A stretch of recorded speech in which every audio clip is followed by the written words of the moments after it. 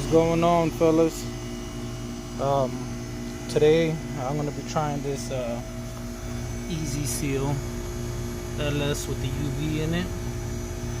It's my first time ever using Easyseal. I had a lot of people tell me that it doesn't work, and a lot of people saying that it does work. And if you go on social media, on the forums, you know, you hear people saying, you know, it's the best thing for micro leaks.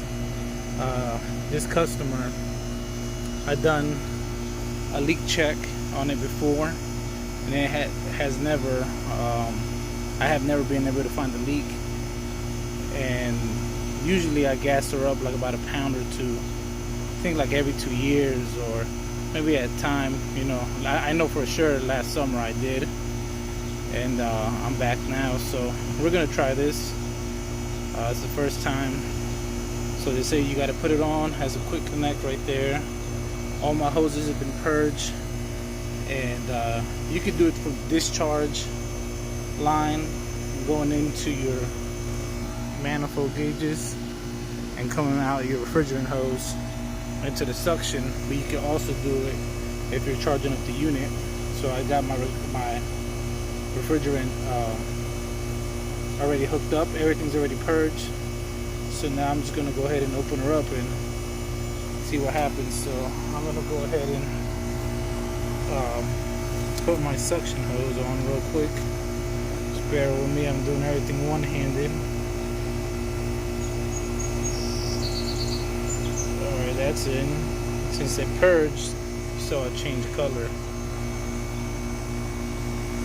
I'm gonna let it stabilize a little bit, and then I'm just gonna crack it just to try to get any little leftover that's in there. I hope this works. A lot of people say it's good, and this is a new style. It's a new injection style, so you don't have to shake that little can anymore. So let me come back here and crack it just a little bit.